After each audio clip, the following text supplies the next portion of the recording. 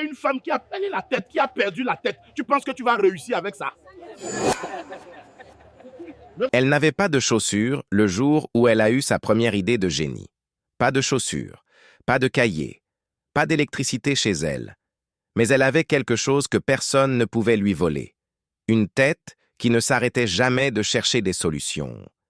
Ce que vous allez entendre aujourd'hui, c'est une histoire vraie de la vie. Une histoire qui se passe dans les ruelles poussiéreuses d'un quartier que les gens d'en haut préfèrent oublier. Une histoire d'une fille que tout le monde a regardée de haut, avant d'être obligé de lever les yeux vers elle. Restez avec moi jusqu'à la fin. Vous allez comprendre pourquoi. Avant de continuer, dites-moi dans les commentaires d'où vous me regardez en ce moment. De Douala, de Yaoundé, de Paris, de Bruxelles, de Montréal, d'Abidjan, peu importe où vous êtes, ce que vous allez entendre vous concerne directement. Si vous n'êtes pas encore abonné à cette chaîne, c'est le moment. Appuyez sur le bouton abonner, activez la cloche pour ne rien manquer, et si cette histoire vous touche, laissez un pouce en l'air. Cela m'aide énormément à continuer à vous apporter des histoires comme celle-ci. Maintenant, installez-vous bien. On commence. Nadia Mbala est née dans le quartier de Bonamoussadi, à Douala, dans une maison en planches que la pluie traversait chaque nuit de saison humide. Sa mère lavait des vêtements pour les familles du quartier résidentiel voisin et son père réparait des vélos au bord de la route, assis sur un tabouret cassé depuis si longtemps qu'il ne savait même plus comment il tenait encore debout. Il n'était pas malheureux au sens où les gens aiment décrire le malheur. Ah, il mangeait. Pas toujours bien, pas toujours assez, mais il mangeait. Il y avait de l'amour dans cette maison. Un amour de pauvre, comme dit sa mère, c'est-à-dire un amour qu'on ne peut pas encadrer ni mettre sur les réseaux sociaux, mais qui se sent dans les gestes. La façon dont son père soufflait sur ses blessures quand elles tombaient, la façon dont sa mère tressait ses cheveux chaque dimanche matin en chantant des chants qu'elle avait appris de sa propre mère. Nadia avait 8 ans quand la lumière est revenue dans le quartier après une coupure de 3 semaines. 3 semaines sans courant, dans une chaleur de Douala qui colle à la peau comme une punition. Ce soir-là, quand l'ampoule unique de leur maison s'est allumée, Nadia a regardé cette petite lumière pendant plusieurs minutes sans bouger. Sa mère lui a dit d'arrêter de fixer comme ça, qu'elle allait se brûler les yeux. Mais Nadia ne pouvait pas s'arrêter. Elle se demandait d'où venait cette lumière. Comment elle arrivait jusque dans leur maison par ce fil noir collé au mur? Qui l'avait inventée? Comment on pouvait la capturer, la garder, la contrôler? Ces questions-là, personne ne lui avait appris à les poser. Elles étaient sorties toutes seules de cette tête qui ne savait pas rester tranquille. À l'école primaire, Nadia était ce qu'on appelle une bonne élève. Pas brillante au sens académique du terme, parce que les enfants brillants dans son école, c'étaient ceux dont les parents pouvaient payer les cours particuliers et acheter tous les livres. Mais elle comprenait vite, elle retenait bien, et surtout posait tellement de questions que certains maîtres la trouvaient fatigante. Un maître en particulier, M. Ekanga, lui disait souvent avec un sourire en coin, « Toi, tu poses trop de questions pour une fille de ton quartier. » Pour une fille de ton quartier. Elle avait 11 ans la première fois qu'on lui a dit cette phrase. Elle ne savait pas encore que cette phrase allait la suivre pendant des années, qu'elle allait l'entendre sous 1000 formes différentes, qu'elle allait devenir le moteur secret de toute sa vie. Quand elle a eu l'âge d'entrer au collège, les choses se sont compliquées. Son père avait eu un accident. Un taxi l'avait renversé alors qu'il traversait la route avec son vélo chargé de pièces détachées. Rien de grave au sens médical, il avait marché à nouveau après 2 mois, mais la fracture à la main droite avait tout changé. Un réparateur de vélo sans main droite valide, c'est comme une cuisinière sans feu. Le travail s'était arrêté, et avec lui, le peu d'argent qui rentrait. Sa mère avait doublé sa charge de lessive. Elle lavait maintenant les vêtements de 4 familles différentes, debout dès 5 heures du matin jusqu'à la tombée de la nuit. Nadia la regardait rentrer chaque soir avec les mains rouges et le dos courbé, et quelque chose se serrait dans sa poitrine, quelque chose qu'elle ne savait pas encore appeler de la rage. Le collège coûtait de l'argent. Pas beaucoup selon les standards de ceux qui ne comptent pas, mais beaucoup selon les standards de leur maison en planche. L'uniforme, les cahiers, les frais d'inscription. Sa mère avait essayé. Elle avait même vendu le petit bracelet en or que sa propre mère lui avait laissé avant de mourir. Mais ça n'avait pas suffi. Et le directeur du collège public, un homme avec une grande chemise et des lunettes cerclées d'or, avait regardé Nadia de haut en bas le jour de l'inscription et avait dit à sa mère « Revenez quand vous aurez le reste ». Il n'était pas revenu. Nadia avait 13 ans. Et sa scolarité s'arrêtait là, dans le couloir de ce bureau qui sentait la poudre de talc et l'indifférence. Pendant les semaines qui avaient suivi, elle avait erré.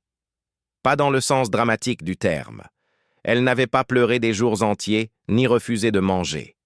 Elle n'était pas ce genre de fille. Mais il y avait un vide en elle, un espace que l'école avait commencé à remplir et que l'école avait brusquement abandonné. Ah, elle ne savait pas quoi mettre à la place. C'est sa mère qui, sans le savoir, lui avait montré le chemin. Un matin, un client était venu frapper à leur porte avec un téléphone qui ne s'allumait plus. Il était désespéré, disait-il, parce que tous ses contacts professionnels étaient latons.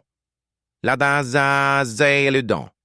Il avait proposé 1000 francs à quiconque pouvait lui remettre ce téléphone en état. Sa mère avait haussé les épaules. Son père, avec sa main encore maladroite, avait regardé l'appareil sans comprendre. Mais Nadia avait pris le téléphone dans ses mains. Elle l'avait retourné. Elle avait pressé plusieurs combinaisons de touches. Elle avait enlevé la batterie, soufflé dessus, remis la batterie. Elle avait appuyé sur le bouton d'allumage pendant 15 secondes. Le téléphone avait vibré, l'écran s'était allumé. L'homme avait ouvert les yeux comme s'il venait de voir un miracle. Il avait posé ses 1000 francs sur la table et il était reparti en disant que Dieu était grand. Sa mère l'avait regardé avec un mélange de fierté et d'incompréhension. Son père avait souri pour la première fois depuis son accident. Et Nadia, elle, avait regardé ce téléphone avec une sensation qu'elle n'avait encore jamais ressentie. Pas la fierté d'avoir réussi. Quelque chose de plus profond.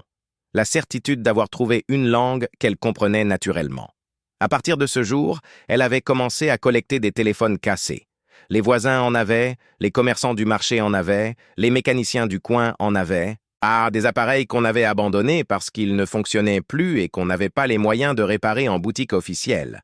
Elle les prenait gratuitement, les démontait sur le sol de leur maison, observait les composants, les remontait, les testait. Parfois ça marchait. Souvent ça ne marchait pas. Mais chaque fois que ça ne marchait pas, elle recommençait différemment. Elle n'avait pas Internet, pas de livre de référence, pas de professeur. Elle n'avait que ses mains, ses yeux et cette tête qui ne s'arrêtait jamais. Son père, qui commençait à récupérer l'usage de sa main, lui avait ramené un jour un vieux manuel de réparation électronique qu'il avait trouvé chez un bouquiniste. Le livre était en mauvais état, plusieurs pages manquaient, mais pour Nadia, c'était une encyclopédie. Ah, elle l'avait lu et relu, jusqu'à ce que les mots se gravèrent dans sa mémoire, comme des cicatrices. Quelques mois plus tard, elle avait un petit atelier. Pas un atelier au sens réel du terme, juste un coin de leur cour recouvert d'une bâche bleue, avec une caisse en bois qui lui servait de table. Elle réparait des téléphones pour les gens du quartier. Elle prenait 500 francs pour les petites réparations, 2000 pour les grosses. Les gens venaient parce que c'était moins cher qu'en ville.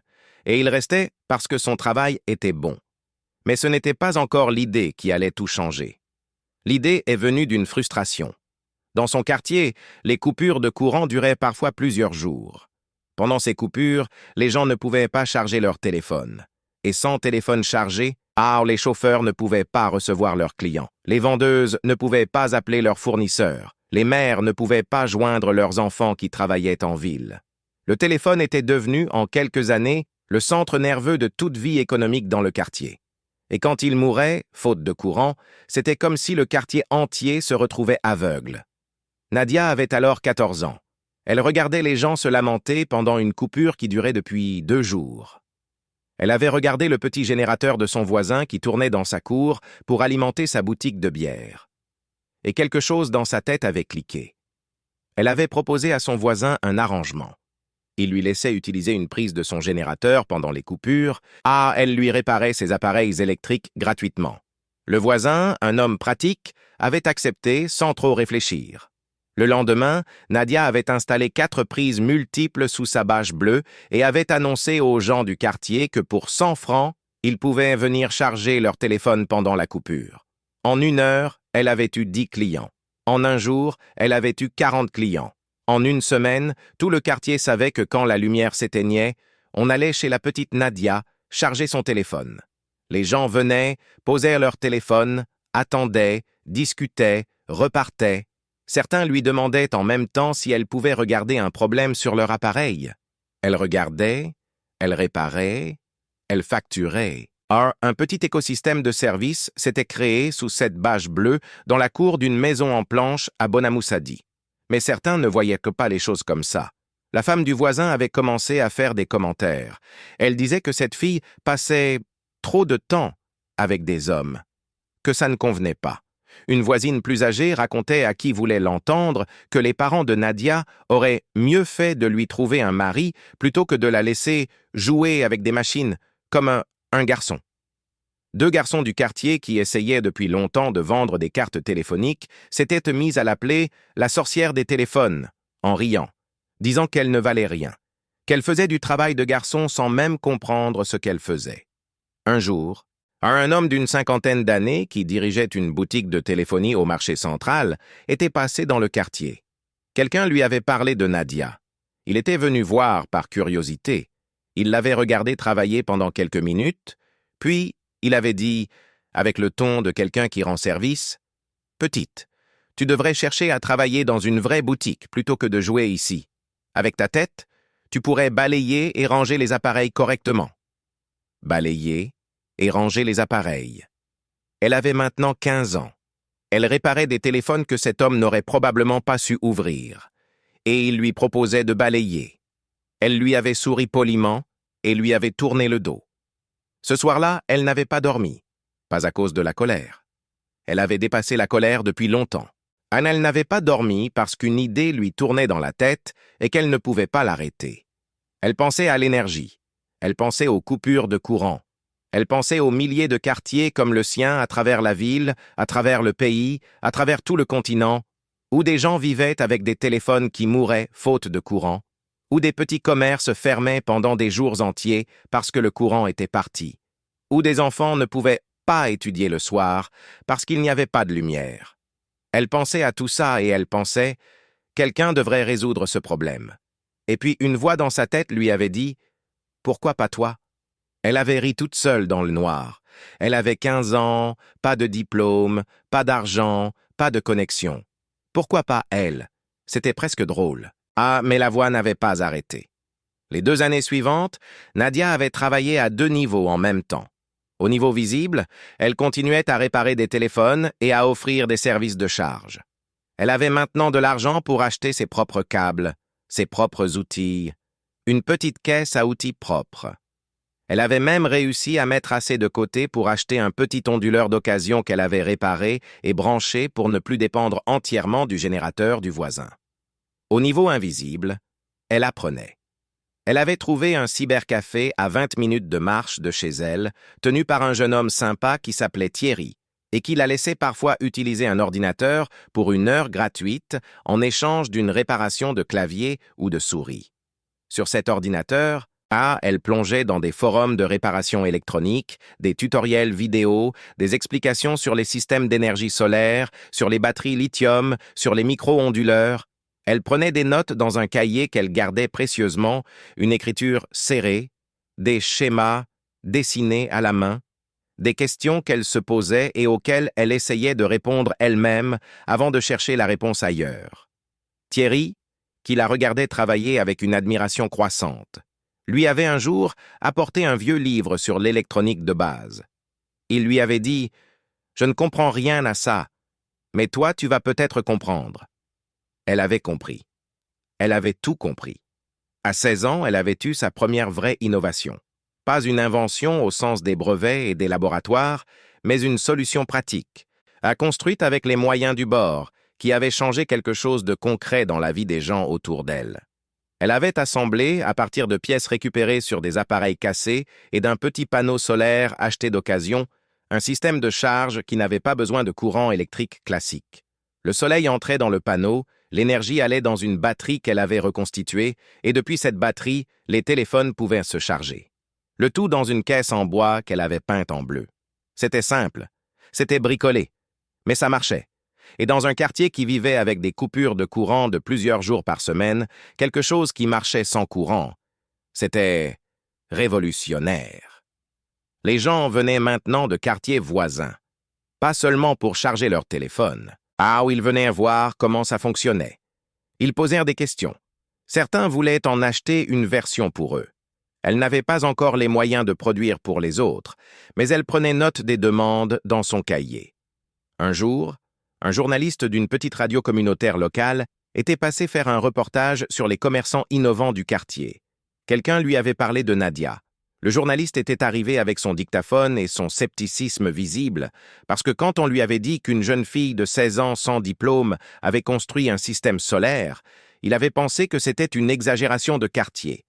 Après 10 minutes devant l'installation de Nadia, il n'avait plus souri de son air condescendant. Il avait enregistré une interview de presque 20 minutes. Il lui avait demandé comment elle avait appris, ce qu'elle voulait faire de tout ça, si elle avait un rêve. Elle avait répondu calmement, avec cette assurance tranquille que donnent les gens qui n'ont pas peur parce qu'ils n'ont rien à perdre. Elle avait dit « Je veux que chaque quartier comme le mien ait de l'énergie propre et accessible. L'électricité ne devrait pas être un luxe. » L'interview avait été diffusée un mardi matin. Nadia n'avait pas de radio pour l'écouter. C'est sa mère qui l'avait entendue, chez une voisine, et qui était rentrée en pleurant de fierté. Le reportage n'avait pas fait de vague immédiate.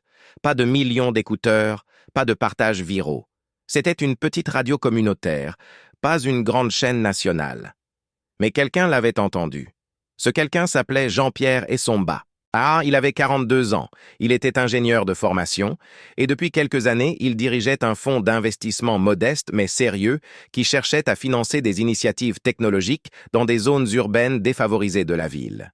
Il avait développé une conviction, au fil des ans, que les vraies innovations africaines ne viendraient pas des universités ou des start-up à Sandton ou à Silicon Valley, mais des gens ordinaires qui résolvaient des problèmes ordinaires avec des ressources extraordinairement limitées. Quand il avait entendu cette voix de jeune fille parler d'énergie solaire et de services accessibles dans une radio communautaire de Bonamoussadi, quelque chose l'avait retenu. Il avait demandé à son assistant de retrouver l'adresse. 2 semaines après le reportage, une voiture propre s'était arrêtée dans la ruelle poussiéreuse devant la maison de Nadia. Jean-Pierre Essomba en était descendu en tenue décontractée, pas en costume pour ne pas intimider, avec un carnet et un sourire discret. Nadia était sous sa bâche, en train de démontrer à 2 garçons du quartier comment remplacer un écran. Elle ne l'avait pas entendu arriver. C'est sa mère qui était venue la chercher, un peu affolée, en disant qu'il y avait un monsieur en voiture qui demandait à la voir.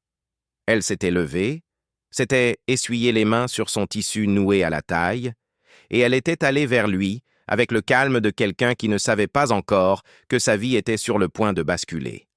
Il s'était présenté. Il lui avait dit qu'il avait entendu son interview. Il avait regardé son installation, a posé des questions précises et techniques, et observé comment elle répondait. Il voulait savoir si elle comprenait vraiment ce qu'elle avait construit ou si elle répétait des choses apprises par cœur. Il avait posé des questions sur la capacité de stockage de sa batterie, sur le rendement du panneau solaire selon l'orientation, sur les pertes d'énergie dans les câbles de connexion. Elle avait répondu à tout, pas avec des mots techniques appris dans les livres, mais avec ses propres mots, ses propres formulations, en montrant avec ses mains comment les choses se passaient. Parfois, elle disait « Je ne connais pas le nom exact, mais voilà comment ça fonctionne. » Et elle expliquait. Et ce qu'elle expliquait était juste. Jean-Pierre Essomba avait fermé son carnet au bout d'1 heure et lui avait dit « J'aimerais t'aider à passer à l'étape suivante, si tu es intéressé. » Elle avait regardé sa mère. Sa mère avait les yeux brillants mais le visage prudent. Elles avaient appris, toutes les deux, à ne pas croire trop vite aux belles promesses. « Qu'est-ce que ça veut dire concrètement, l'étape suivante ?» avait demandé Nadia. Il avait souri. Cette question lui avait plu. « Ça veut dire que je mets à ta disposition un local, du matériel et un accompagnement pour que tu puisses transformer ce que tu fais là en quelque chose de plus grand. Et en échange, je prends une part dans ce que tu vas créer, une part raisonnable, que tu pourras racheter quand tu en auras les moyens. » Elle avait réfléchi pendant 2 jours entiers. Elle avait parlé à Thierry du cybercafé qui connaissait un peu le monde des affaires. Elle avait relu ses cahiers de notes, ses projections mentales, ses rêves écrits à la main dans des marges de pages. Et au bout de 2 jours, elle avait rappelé Jean-Pierre et Somba sur le numéro qu'il lui avait laissé. « Je suis intéressé, mais j'ai des conditions. » Il y avait eu un silence amusé au bout du fil. « Dis-moi, je veux apprendre, pas juste travailler. Je veux comprendre tout ce que je fais, le côté technique et le côté business, et je veux que mon nom soit sur ce qu'on va construire. C'est logique. Et je veux que ça serve les gens d'ici, pas juste les gens qui peuvent payer. » Nouveau silence. « Ça, c'est un modèle économique à construire ensemble. » D'accord. C'est ainsi que tout avait commencé. Les 6 premiers mois avaient été les plus difficiles de sa vie, et pourtant les plus vivants. Jean-Pierre lui avait trouvé un petit local dans une arrière-cour à Makep, pas loin de son quartier. Il lui avait acheté du matériel de base, pas du luxe, du fonctionnel. Et il lui avait présenté 2 personnes. Un ingénieur électricien d'une 50aine d'années qui acceptait de partager ses connaissances quelques heures par semaine, et une femme de 30 ans qui avait fait du commerce, et pouvait lui apprendre à lire un bilan, à calculer un coût de revient, à comprendre ce que voulait dire rentabilité. Nadia absorbait tout. Elle dormait peu.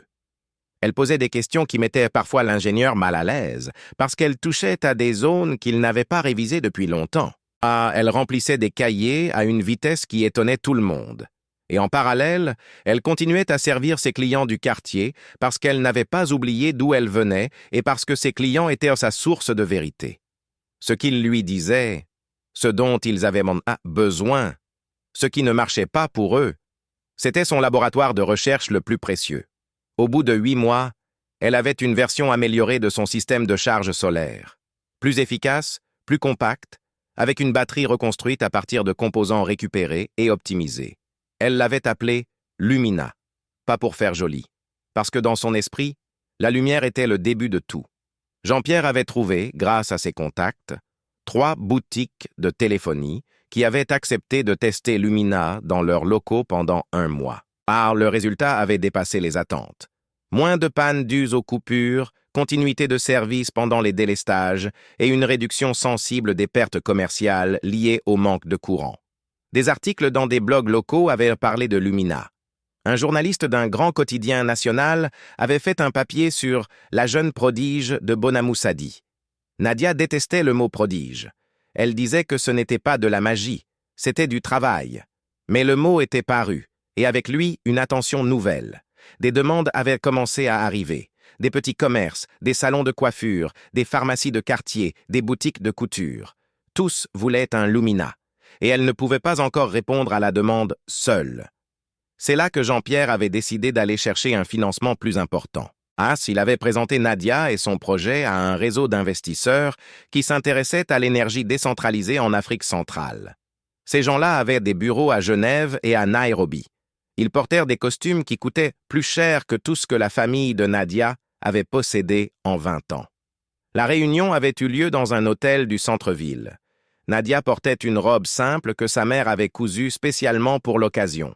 Elle avait 17 ans et demi. Elle était la seule femme dans la pièce, la seule personne qui n'avait pas fait d'études supérieures, la seule qui venait d'un quartier sans nom sur les cartes officielles de la ville. Elle avait présenté son projet pendant 20 minutes, debout, devant un tableau blanc, sans diaporama, juste ces mots et ces chiffres qu'elle portait dans sa mémoire. Elle avait parlé du problème, de la taille du marché, de sa solution, de ses tests, de ses résultats. Elle avait parlé de ses clients du quartier comme si c'était la donnée la plus importante de toute la présentation. Parce que pour elle, c'était le cas. À la fin, l'un des investisseurs, un Suisse d'une 60aine d'années avec des yeux fatigués et une montre discrète, lui avait posé cette question. « Qu'est-ce qui vous garantit que vous êtes capable de gérer une entreprise à grande échelle ?» Elle avait réfléchi une seconde, pas longtemps. « Rien ne me le garantit. Ce qui me garantit que je vais y arriver, c'est que j'ai déjà résolu des problèmes que personne d'autre n'avait résolus ici, avec des ressources que vous n'utiliseriez même pas pour votre poubelle de bureau. Alors imaginez ce que je peux faire avec des vraies ressources. » Il y avait eu un silence dans la pièce. Puis quelqu'un avait ri. Pas un rire moqueur, un rire surpris. 3 semaines plus tard, un accord de financement avait été signé. Pas une fortune, mais assez pour louer un local plus grand, acheter du matériel neuf, recruter 2 techniciens et lancer une production à plus petite échelle de ses unités Lumina. Elle avait fondé officiellement sa société à 18 ans révolus, le jour même de son anniversaire. La société s'appelait Nadia Energy. Pas un nom accrocheur pensé par une agence de communication. Son nom, suivi du mot qui résumait tout ce qu'elle voulait faire.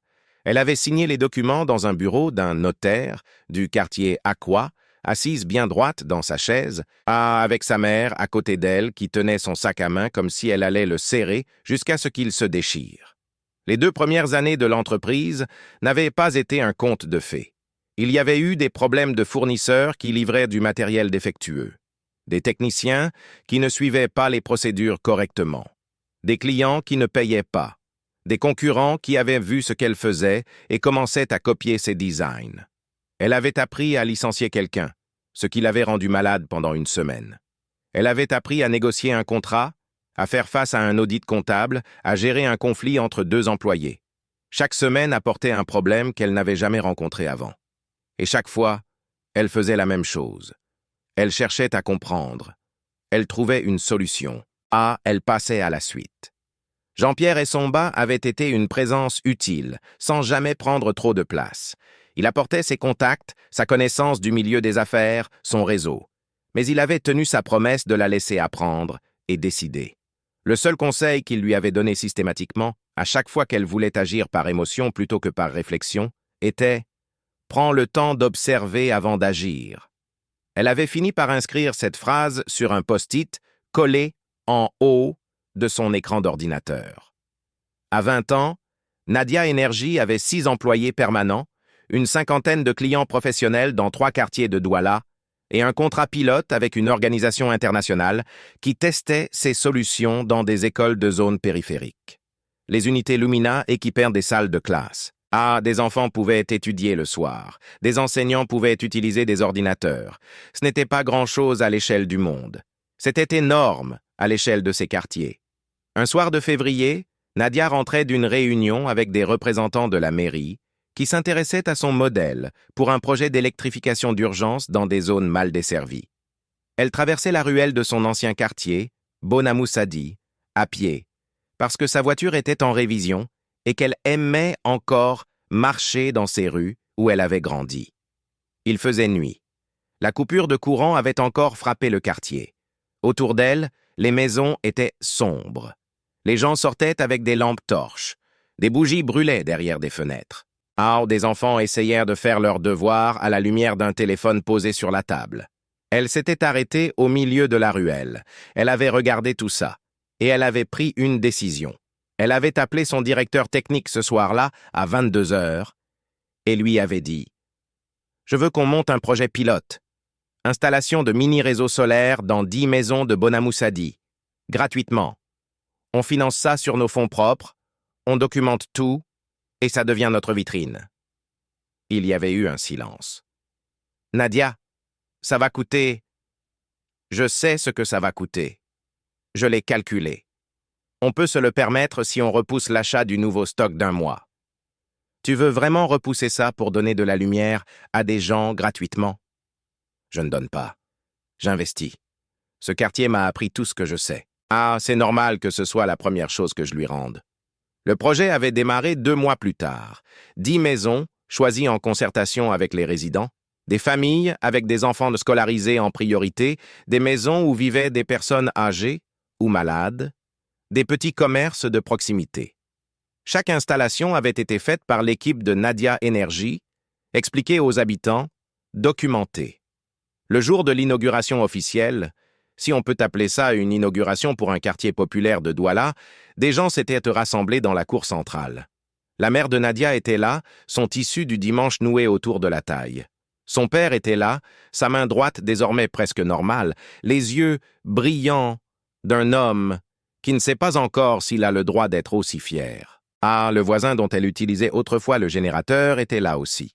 Il avait l'air un peu gêné, comme quelqu'un qui repense à ce qu'il a dit il y a quelques années. La femme du voisin qui disait qu'une fille ne devrait pas jouer avec des machines était là. Elle était venue avec un sourire que Nadia avait choisi de recevoir comme un cadeau plutôt que comme une honte.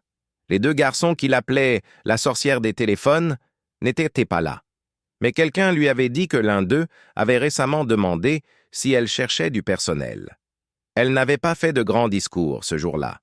Elle avait juste appuyé sur l'interrupteur principal. Et quand les lumières s'étaient allumées dans la ruelle, quand les ampoules avaient brillamment brillé derrière les fenêtres des 10 maisons, quand les enfants avaient crié de joie, elle avait regardé tout ça en silence pendant quelques secondes. Puis elle s'était tournée vers sa mère. Sa mère avait les mains sur la bouche. Elle pleurait sans faire de bruit, la façon dont pleurent les femmes qui ont appris à souffrir en silence et qui ne savent pas encore comment se débrouiller quand la joie arrive trop fort. Nadia s'était approchée d'elle et l'avait prise dans ses bras. Sa mère avait dit quelque chose dans son oreille. Une phrase très courte. 4 mots. « Tu avais raison, ma fille. » Elle avait 21 ans. Elle avait une entreprise avec 12 employés, des contrats dans 4 villes différentes et un projet en cours de discussion avec 3 pays voisins qui voulaient étudier son modèle. Elle avait aussi, depuis peu, un accord de partenariat avec une université technique de la ville pour accueillir des stagiaires issus de quartiers défavorisés parce qu'elle voulait créer pour d'autres ce que personne n'avait créé pour elle. Elle était retournée un jour devant ce collège public dont le directeur lui avait dit de revenir quand vous aurez le reste. Le directeur n'était plus là. Il avait pris sa retraite depuis longtemps. Le nouveau directeur, un homme plus jeune, l'avait reçu chaleureusement pour discuter d'un partenariat entre son école et Nadia Énergie pour un programme d'éducation aux énergies renouvelables. Elle avait signé l'accord. Elle avait accepté la photo de groupe avec les élèves. Elle avait répondu aux questions des journalistes qui couvraient l'événement. Et en sortant de cette école où on l'avait refusée, elle avait marché jusqu'à sa voiture sans se retourner. Pas par amertume, par choix, parce qu'elle regardait toujours devant. Cette histoire n'est pas finie. Nadia. Énergie continue de grandir. Les rues LS de Bonamoussadi ne sont pas entièrement électrifiées. Loin de là. Les problèmes sont encore nombreux. Les obstacles institutionnels, les résistances, les jalousies, les lourdeurs administratives. Rien de tout ça n'a disparu. Mais quelque chose a changé, de manière irréversible. Une fille qui rechargeait des téléphones sous une bâche bleue dans une cour en terre battue a prouvé que l'intelligence n'a pas d'adresse, que le talent ne demande pas permission, que la lumière, qu'on parle d'électricité ou de destin, peut venir des endroits les plus inattendus. Elle a prouvé aussi quelque chose de plus dérangeant, à quelque chose que les gens qui l'ont moquée préfèrent peut-être ne pas regarder en face. Le problème n'était jamais elle. Le problème était le plafond que d'autres avaient décidé de placer au-dessus de sa tête. Et le jour où elle a décidé de ne plus reconnaître ce plafond, il a cessé d'exister. Voilà. C'est ici que je voudrais m'arrêter un instant et vous parler directement. Cette histoire de Nadia, même si les détails sont fictifs, elle est vraie dans ce qu'elle représente. Elle est vraie parce qu'elle décrit une mécanique que beaucoup d'entre nous connaissent. Cette mécanique où l'endroit où vous êtes né, la façon dont vous parlez, le quartier dont vous venez, l'école que vous avez fréquentée ou pas fréquentée, tout ça devient, dans la tête des autres, un verdict sur ce que vous pouvez devenir. Ce qui me touche profondément dans cette histoire, c'est le moment de la bâche bleue.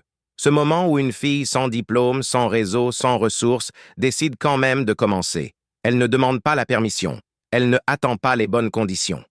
Elle prend ce qu'elle a, un espace de trottoir, l'électricité du voisin, ses mains et sa tête, et elle construit quelque chose. Ce geste-là, commencé quand même, est le geste le plus révolutionnaire qui existe. Parce que les gens qui nous limitent comptent toujours sur le fait qu'on va attendre. Ils comptent sur la honte, sur la peur, sur le découragement. Et tant qu'on attend les bonnes conditions, ils ont raison. Ce que Nadia a compris sans que personne ne le lui apprenne, c'est que les conditions ne deviennent bonnes qu'après qu'on a commencé. Pas avant. Jamais avant.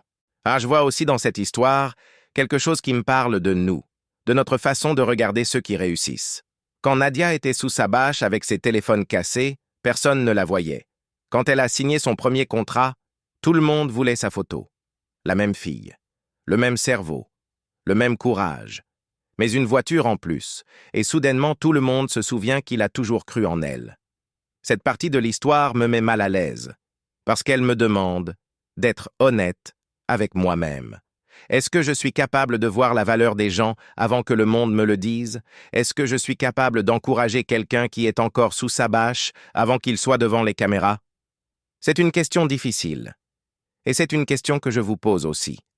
Et ce retour de Nadia au quartier, de cette lumière qu'elle allume dans les maisons qui l'ont vue grandir, c'est pour moi la partie la plus importante de toute l'histoire. Parce que la vraie réussite, à mon sens, ce n'est pas d'être arrivé. C'est ce qu'on fait avec son arrivée. Et revenir allumer la lumière, là où on a grandi dans le noir, c'est peut-être la définition la plus belle du succès que je connaisse. Alors maintenant, je veux entendre ce que vous en pensez. Cette histoire vous a-t-elle rappelé quelqu'un? Quelqu'un que vous connaissez ou peut-être une partie de vous-même? Est-ce qu'il y a une Nadia dans votre quartier en ce moment, sous une bâche quelque part, que personne ne regarde encore? Qu'est-ce que vous pensez du chemin qu'elle a parcouru? Et si vous étiez à sa place, qu'est-ce que vous auriez fait différemment? Dites-moi tout ça dans les commentaires. Ah, je lis chaque commentaire, vraiment. Et si cette histoire vous a touché, si elle a réveillé quelque chose en vous, partagez-la. Parce que peut-être qu'il y a quelqu'un dans votre entourage qui a besoin de l'entendre aujourd'hui. Quelqu'un qui doute, quelqu'un qui attend les bonnes conditions, quelqu'un qui mérite de savoir que son heure peut aussi venir. À très bientôt.